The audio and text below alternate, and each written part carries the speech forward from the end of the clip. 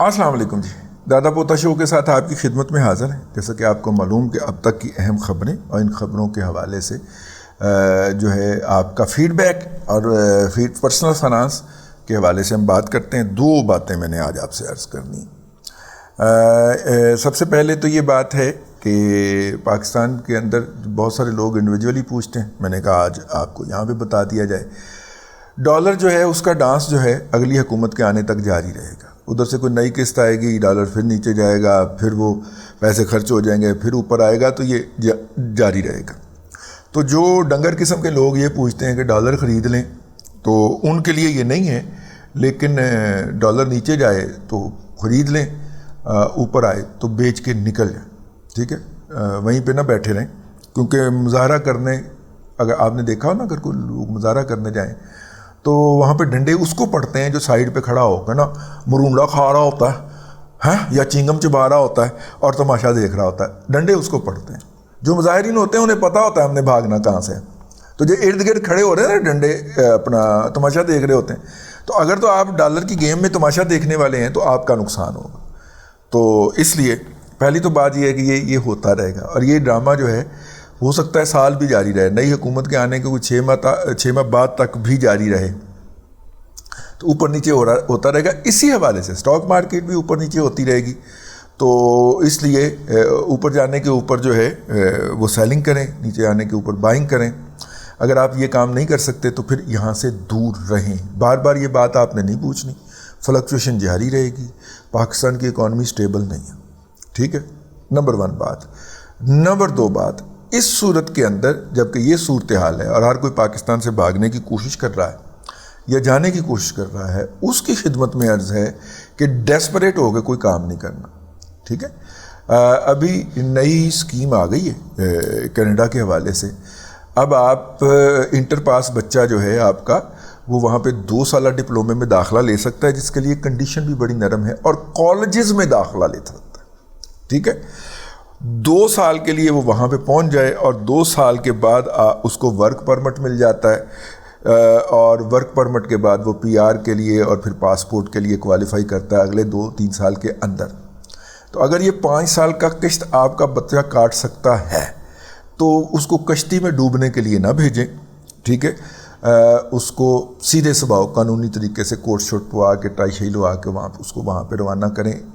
اس کے علاوہ انویسٹمنٹ کا بھی نیا انہوں نے $75,000 کر دیا ہے، لیکن اس کے لیے بہت ساری ٹرمز اینڈ کنڈیشن ہیں جو وہ آپ کو بتا سکتا ہے آپ کا کون، وہ والا، ٹھیک ہے؟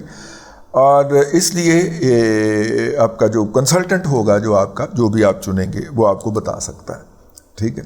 کنسلٹنٹ جو ہے چوز کرنے کا بہترین طریقہ ہے، سب سے پہلے جائیں جو کنسلٹنٹ آپ کے پیسوں کے بارے میں بات کرے کہ آپ کی افورڈیبلٹی کیا ہے، اس کنسلٹنٹ کے اس فکرے کے بعد اس کے سامنے سے اٹھائیں، کیونکہ اس نے آپ کی جیب کاٹنی ہے، اس نے آپ کا کام نہیں کروانا۔ جو آپ کی کوالیفیکیشن پوچھے اور کوالیفیکیشن کے بعد جو ہے وہ آپ کی افورڈیبلٹی پہ آئے، آپ کے ذاتی سوالات پوچھنے کے بعد آپ کی افورڈیبلٹی پہ آئے، تو اس کے ساتھ مذاکرات آگے بڑھائیں۔ میں کسی بھی اسپیسیفک کنسلٹنٹ کا نہ نمبر دینے نہ سجیسٹ کرنے کے حق میں ہوں، نہ کرتا ہوں، ٹھیک ہے؟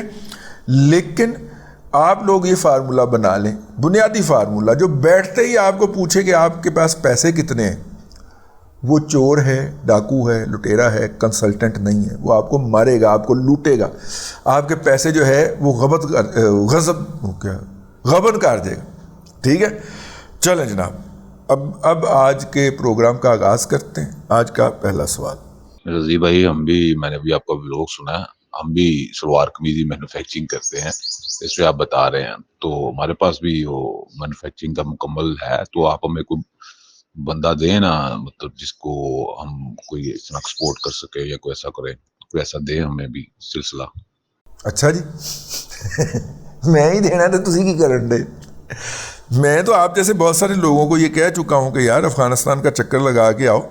ابھی پچھلے دنوں افغانستان کے اندر جو تھا وہ اپنا اسلام آباد chamber of commerce and industry نے 3 روزہ نمائش کی ہے، اور مطلب کہ سب سے زیادہ سٹال وہاں پہ 2/3 سٹال پاکستان کے تھے، تو پاکستانی گئے ہوئے تھے مختلف چیزیں لے کے، آپ کو بھی اس پہ نظر رکھنی چاہیے. ہم بہت عرصے سے اس بات کا باجا بجاتے آ رہے ہیں، لیکن آپ باتیں غور سے سنتے نہیں کہ جناب اسلام آباد chamber of commerce and industry Afghanistan میں ہر سال نمائش لے کے جاتا ہے.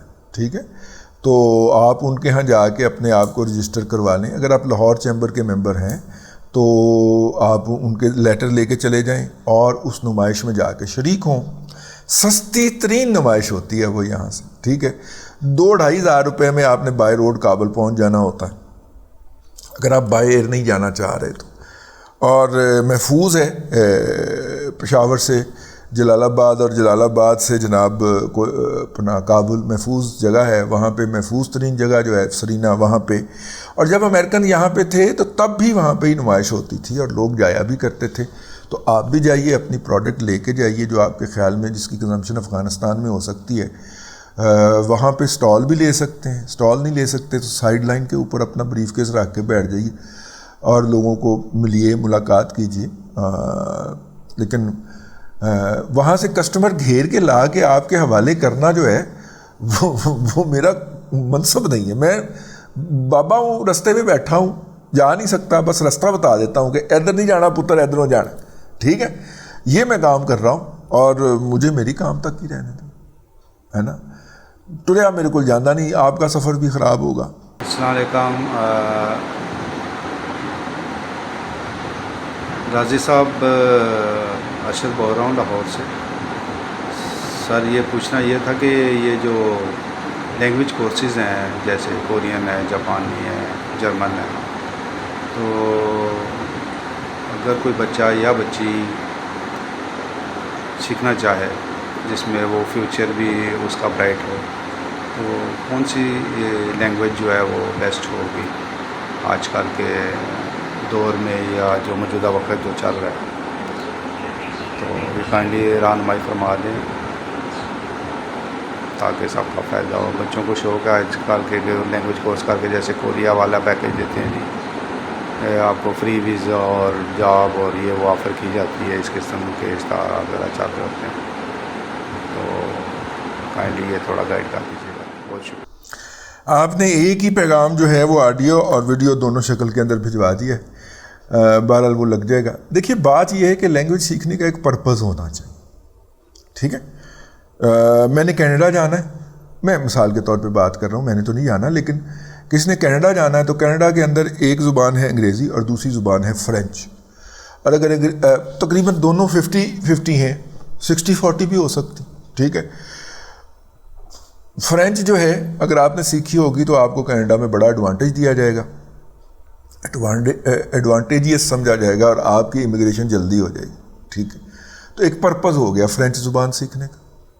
ٹھیک ہے، کوریا نے شہباز شریف صاحب کے قائل کرنے کے اوپر ایک اسکالرشپ کا اجرا کیا تھا، اور وہ اسکالرشپ کیا تھا کہ اگر آپ کے پاس 3 سال کا ڈپلومہ ہے اور اس ڈپلومے کے ساتھ آپ کورین لینگویج بھی سیکھ لیتے ہیں تو ہر آپ کو کوریا کے اندر جاب مل جاتی ہے. اور ڈپلومے کے بعد پاکستان میں آپ کو لاکھ روپے کی جاب ملنا آج کل بھی بڑا مشکل کام ہے. لیکن وہاں پہ جو آپ کی انکم ہوتی ہے وہ 4-4.5 لاکھ ہوتی ہے.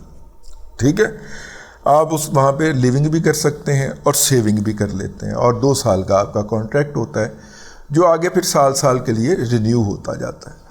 اور ایک سرٹن عرصہ اگر آپ وہاں پہ گزار لیتے ہیں پرامن شہری کے طور پہ تو پھر آپ کو وہاں کی نیشنلٹی کے لیے بھی کوالیفائی کر جاتے ہیں. لیکن بڑا مشکل پروسیس، لیکن یہ کام کروایا تھا کیونکہ ٹیکنالوجی کے اندر وہ بہت آگے چلے گئے ہیں. ہارڈ جاب کے لیے ان کا بندے دستیاب نہیں ہے، تو ہارڈ جاب کے لیے وہ باہر سے لوگ لاتے ہیں ہاتھ سے کام کرنے کے لیے، آپ یوں کہہ دیں. اور یہ ہمارے جو ڈپلومہ ہولڈر ہوتے ہیں ان کے بارے میں تصور کیا جاتا ہے کہ انہوں نے تھوڑا بہت ہاتھ کا کام بھی کیا ہوتا ہے، حالانکہ ہے ویسے جھوٹ ہی، لیکن کرتے ہیں. تو وہ لوگ جاتے تھے جی، پہلے 2-3 بیچز جو تھے وہ انہوں نے بھجوائے، اس کے بعد ان کی حکومت چلی گئی. پھر بونگا بزدار آ گیا. بونگے بزدار نے یہ دیکھا کہ جناب یہاں پہ تو پورے پنجاب سے میرٹھ کے لوگ جا رہے ہیں. اس نے اپنے بزدار قبیلے کے ڈنگر جو تھے وہ وہاں پہ بھجوائے، جو وہاں سے مسترد ہو کے واپس آ گئے. یہاں سے جھوٹے سچے ان کو سرٹیفکیٹ بھی لینگویج کے ڈلوا دیا اور وہ پروگرام سسپینڈ ہو گیا. اب وہ پہلے وہ کورین پاکستان کے ساتھ مل کے کر رہے تھے، اب وہ براہ راست کر رہے ہیں.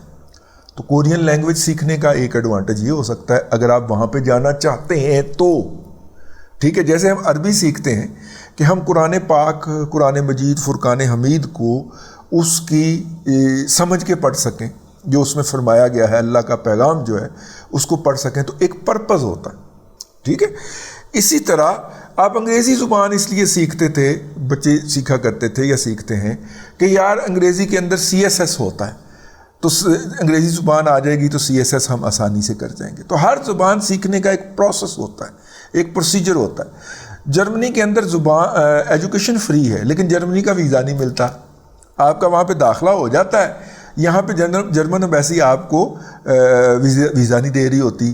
1 سال 2 سال آپ کتنے سال بیٹھ کے انتظار کریں گے کہ آپ کا نام آئے اور پھر آپ ویزا آفیسر کو جا کے انٹرویو دیں، پھر بھی کوئی یقین نہیں گا کہ آپ کا ویزا جو ہے وہ لگ جائے گا یا نہیں لگے گا. انہوں جرمنوں نے سارے تھے پاکستانی رکھے ہوئے نے، اور پاکستانی وہ تمام کرپشن میں ملوث ہیں جرمن ایمبیسی میں، جو کہ کسی بدترین پاکستان کے محکمے کے اندر ہو سکتی ہے.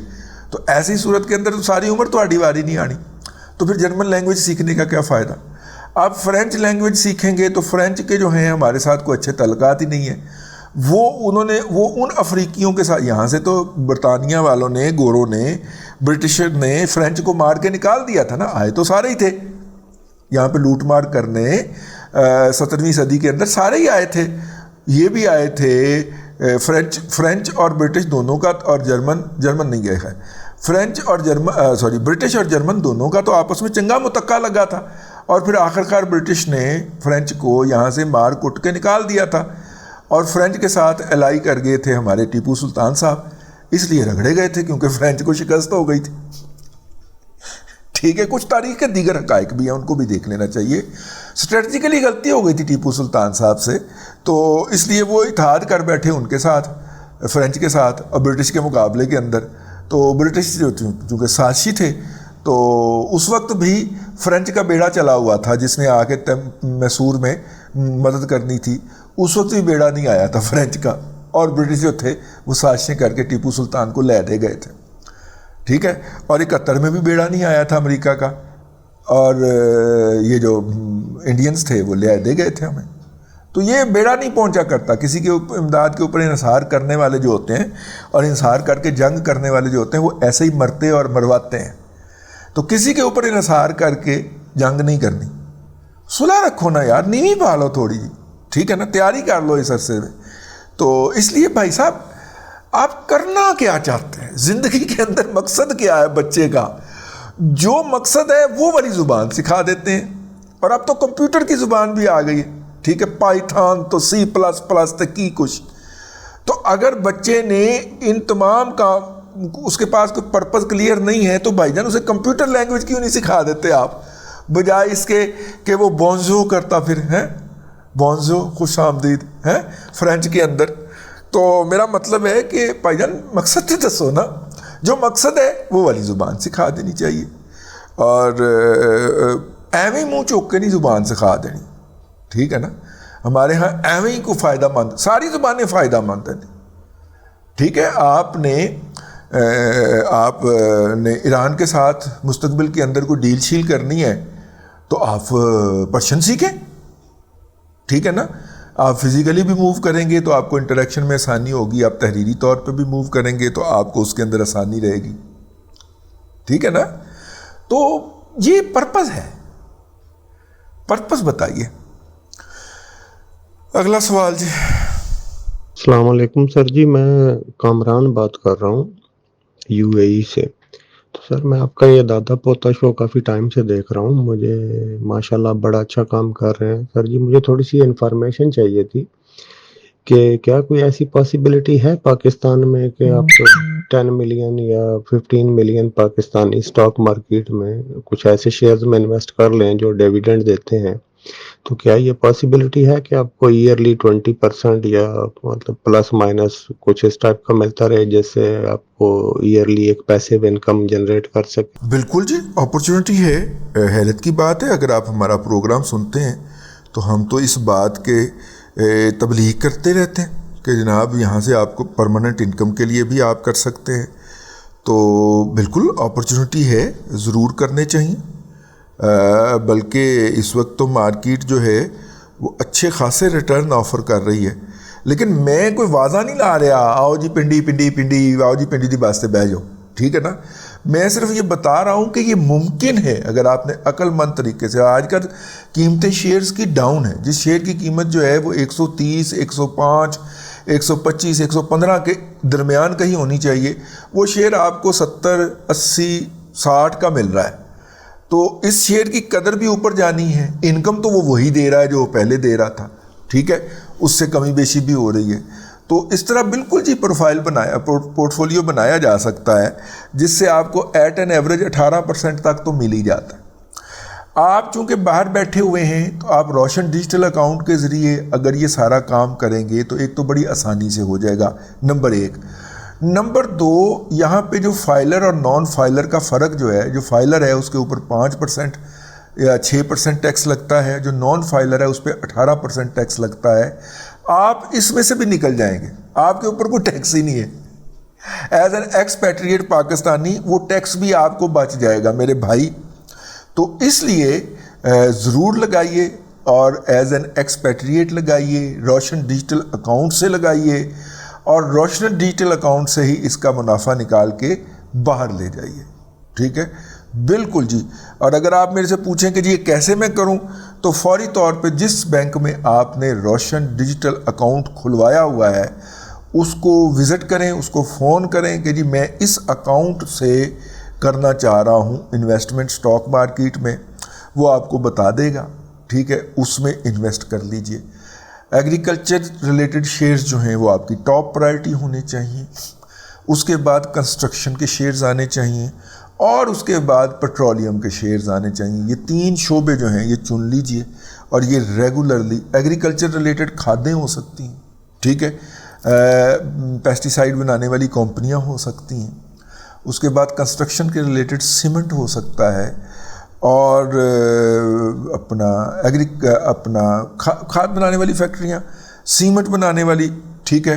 اور اس کے بعد پیٹرولیم تیسرے نمبر کے اوپر، کیونکہ 2030-35 کے بعد پیٹرولیم کا مستقبل ختم ہونے جا رہا ہے پیٹرولیم کمپنیوں کا، تو اس لیے وہ تیسرے لیول کے اوپر ہو سکتی ہیں. یہ میں نے پورا، آپ اس میسج کو بار بار سننا ہے آپ نے، کیونکہ آپ کو پہلی دفعہ سننے سے سمجھ نہیں آئے گی. پھر آپ نے ریپیٹ کر کے یہ میں نے جو آپ کا جواب دیا پھر اس کو سننا ہے، پھر اس کو سننا ہے. روشن ڈیجیٹل اکاؤنٹ بینک مینیجر سے پوچھیں. انویسٹمنٹ کرنی ہے ایگریکلچر متعلق شیئر، یعنی کھاد کے شیئر پہلے نمبر پہ، سیمنٹ کے شیئر دوسرے نمبر پہ، پیٹرول کے شیئر تیسرے نمبر پہ. ان تینوں میں چوائس کرنا ہے اور چوائس کر کے خریداری کرنی ہے، ٹھیک ہے. پھر بھی کوئی بات سمجھ نہ آئے تو ہم سے پوچھ لیجیے. آج کے دادا پوتا شو سے اتنا ہی. کل پھر آپ کی خدمت میں حاضر ہوں گے. اللہ تبارک و تعالیٰ آپ کو آسانیاں عطا کرے اور آسانیاں خلق خدا میں تقسیم کرنے کی توفیق عطا کرے.